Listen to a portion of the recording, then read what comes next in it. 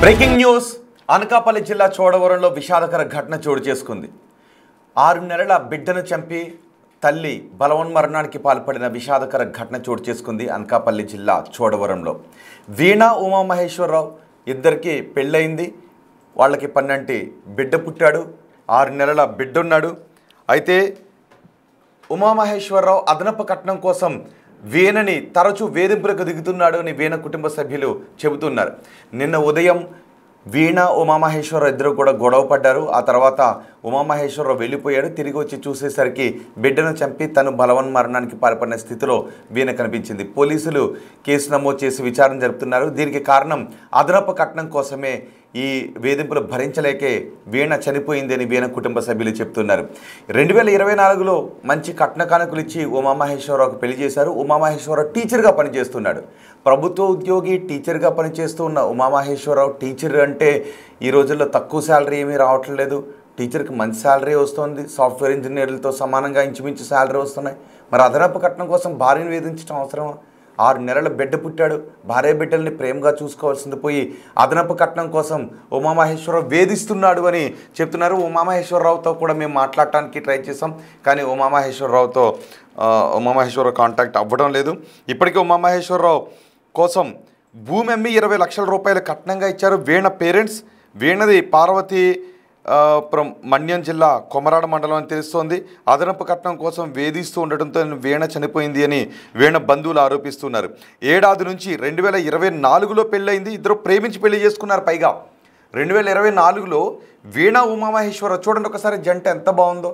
నిజానికి ఆమె ఫోటో కోసం అలా చూసినా ప్రేమించిన వ్యక్తిని పెళ్లి చేసుకుంటున్నాను, జీవితాంతం తనని భరోసాగా చూసుకుంటాడు అని బహుశా ఆమె అనుకుంటుండొచ్చు. ఆ ఫోటోగ్రాఫ్స్లో మీకు కనిపిస్తూ ఉంది. కానీ ఉమామహేశ్వరరావు అదనపు కట్నం కోసం వేధించాడు. లేదంటే ఏ తల్లైనా బిడ్డను చంపి తను చనిపోయింది అంటే ఆ సమయంలో ఆ తల్లి అంత కర్కశ నిర్ణయం ఎందుకు తీసుకుందో మనం ఊహించడం కష్టంగానే ఉంటుంది. ఉమామహేశ్వరరావు వేధింపులు భరించలేక చనిపోయింది వీణ అని వీణ బంధువులు చెప్తున్నారు. పైగా 6 నెలల పసికందును 6 నెలల పసికందు అంటే ఇంకా తల్లిపాలు తాగి బతికేటటువంటి బిడ్డతనం, తల్లి పొత్తిళ్ళలో ఆడుకోవాల్సిన బిడ్డ, తన పాలిచ్చి బిడ్డను ఎదుగుదలను చూడాల్సిన ఆ తల్లి ఆ బిడ్డ గొంతును నులిమి చంపేసింది అంటే ఆ సమయంలో ఎంత మానసిక క్షోభ అనుభవించిందో మనం అర్థం చేసుకోవచ్చు. 2024లో ఇద్దరు ప్రేమించి పెళ్లి చేసుకున్నారు. పెళ్లి సమయంలో ఒక భూమిని అమ్మి 20 లక్షల రూపాయలు కట్నంగా ఇచ్చారు వీణ పేరెంట్స్. పైగా ప్రభుత్వ ఉద్యోగి టీచర్కి ఈ రోజులో మంచి శాలరీ వస్తుంది.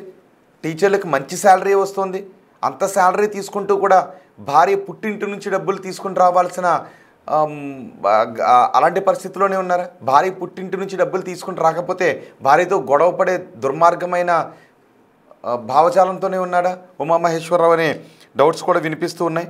ఒక్కసారి వీణ మరణం గురించి వీణ సోదరుడు మాట్లాడాడు. వీణ సోదరుడు ఏం మాట్లాడాడో విందాం.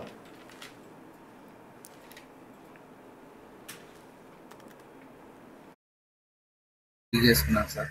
సో ప్రేమించి పెళ్లి చేసుకున్న సందర్భంలో వాళ్ళకి మేము ఒక 20 లక్షల రూపాయల కట్నంగా కూడా ఇవ్వడం జరిగింది సార్. సో వాళ్ళు ఇక్కడ తన జాబ్ నిమిత్తం కేకోటపాడులో గవర్నమెంట్ ఉద్యోగం చేస్తున్నాడు సార్, టీచర్గా పనిచేస్తున్నాడు. సో వాళ్ళు ఇక్కడ ఉంటున్న ట్రాన్స్ఫర్ అయ్యి ఇక్కడ తను టీచర్గా చేస్తున్నాడు సార్. సో మా చెల్లి కూడా 6 months బేబీతో మొన్నటి వరకు మా ఇంట్లోనే ఉన్నారు సార్. రీసెంట్గా తను ఇక్కడికి చోడవరం వచ్చేసి 1 month అవుతుంది సార్. సో ఈ 1 monthలో తను శారీరకంగా ఇబ్బంది పెట్టడం, మానసికంగా ఇబ్బంది పెట్టడం, వరకట్న వేధింపులకు గురి చేయడంతో తను మానసికంగా తట్టుకోలేక బాబుతో పాటు తను కూడా ఆత్మహత్య చేసుకుని చనిపోయింది సార్. సో ఇది ఇలా ఏ ఆడపిల్లకి కూడా జరగకుండా ప్రభుత్వం కఠిన శిక్షలు వేసి ఎవరైతే ఈ నిర్దోషి ఉన్నాడో పోరెడ్డి ఉమామహేశ్వరరావు అనే మా బావని కఠినంగా శిక్షించాలని చెప్పి కోరుకుంటున్నాను సార్. వీళ్ళు ప్రేమించి పెళ్లి చేసుకున్నారని చెప్తున్నారు కదా, మరి ఎలా ఉండేది వీళ్ళ జీవనం విధానం? సార్ వీళ్ళు ప్రేమించి పెళ్లి చేసుకునేటప్పుడు ఫస్ట్ లో బాగానే ఉన్నారు సార్.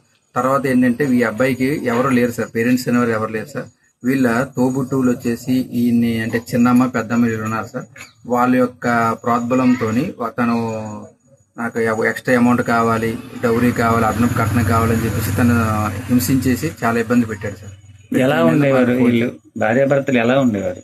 భార్యాభర్తలు ఫస్ట్ 1 year, ఇప్పుడు మ్యారేజ్ ఆల్మోస్ట్ 1.5 years అయింది సార్. ఫస్ట్ 1 or 2 months వరకు మాత్రమే బాగానే ఉన్నారు సార్. సో తర్వాత వచ్చేసి ప్రతిరోజు నిత్యము గొడవలే సార్.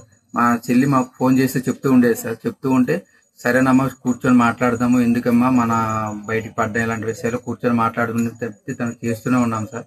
సో ఇప్పుడు రీసెంట్గా ఏం జరిగిందంటే తను మరీ టార్చర్ బాగా ఎక్కువగా పెట్టడం, హింసించడం, కొట్టడం చేయడంతో తను ఇంకా తట్టుకోలేక ఈ విధంగా ఆత్మహత్య చేసుకున్నారు సార్. చనిపోయే ముందు మీకు ఫోన్ చేసి ఏమని చెప్పింది? లేదు సార్, మాకైతే ఎవరికి ఫోన్ చేయలేదు. ఎవరికి వచ్చింది మీ కుటుంబంలో? కుటుంబంలో వాళ్ళ అబ్బాయి ఎవరైతే మా బావ ఉన్నారో వాళ్ళ ఫ్రెండ్ ఫోన్ చేశారు సార్, ఇలాగ మీ చెల్లి చనిపోయింది అనేసి.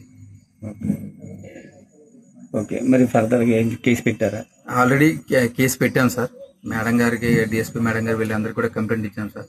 సో ఈ విషయంలో తగిన న్యాయం చేసేసి మాకు ఏ ఆడపిల్లకి కూడా ఇలాంటి సంఘటన జరగకుండా ప్రభుత్వం తగు చర్యలు తీసుకోవాలని మనస్ఫూర్తిగా కోరుకుంటున్నాం సార్.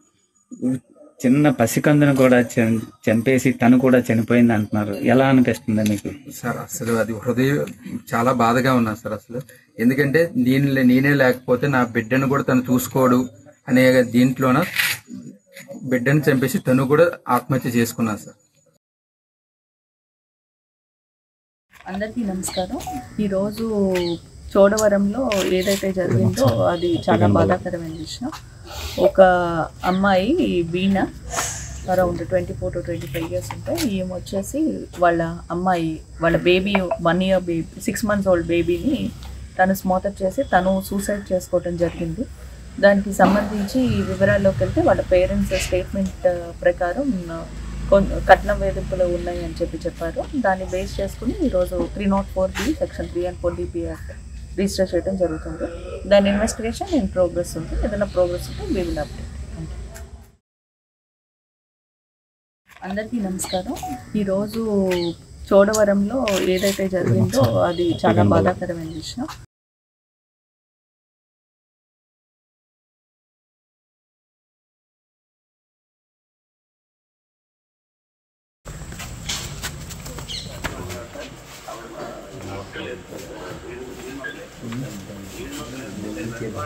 ఒకసారి డ్రెస్సెస్ దగ్గర కట్టేసుకుందాము. ఒకసారి